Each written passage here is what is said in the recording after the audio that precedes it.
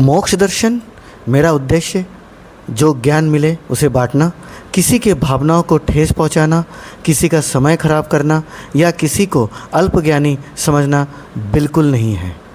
मोक्ष दर्शन सत्य की खोज सभी धर्मों पंथों की एक यात्रा है।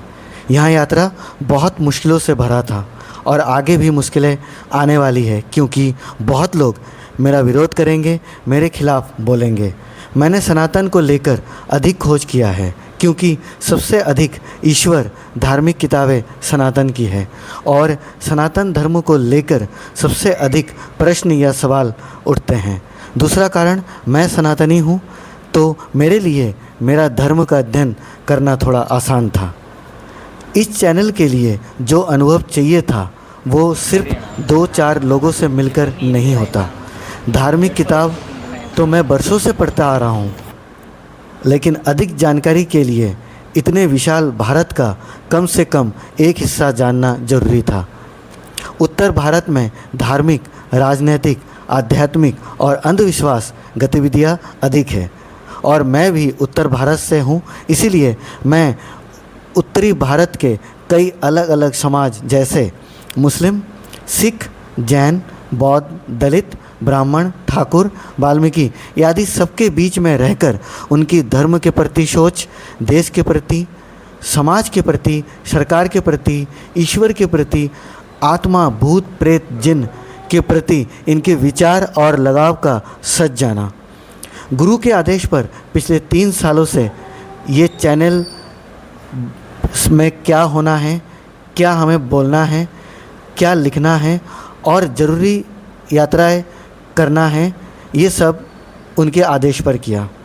यात्राओं ने मुझे मेरे परिवार, बच्चों और काम से दूर किया, जिसकी वजह से मुझे जिम्मेदारी से भागने वाला, कर्जदार, भगोड़ा, बेईमान, धोखेबाज ऐसे कई नामों से पुकारा गया और शायद आज भी ये जिल्लत झेल रहा हूँ। यह किताब समाज के प्रति मेरी मंशा को आपके सामने लाएगा।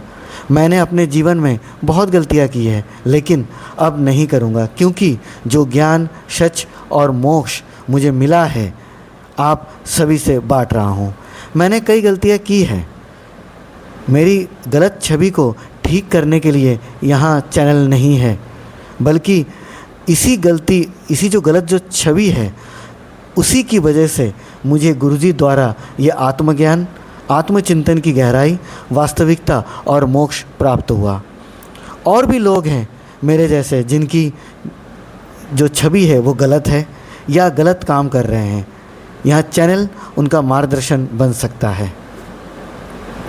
एक बात समझे, कुछ गलत होकर एक सच बाहर निकलता है।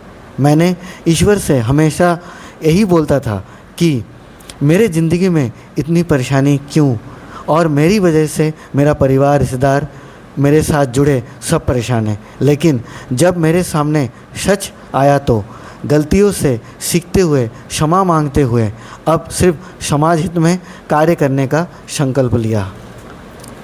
सत्य को जानना आसान नहीं होता। सत्य किसी एक पुस्तक, एक व्यक्ति, एक परंपरा की बपोती नहीं है।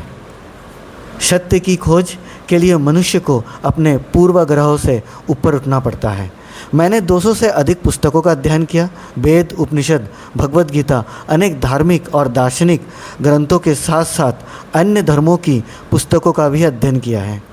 मैंने उन महापुरुषों के जीवन और विचारों को समझने का प्रयास किया जिन्होंने अपने विचार और कर्मों से मानव समाज को नई दिशा दी है।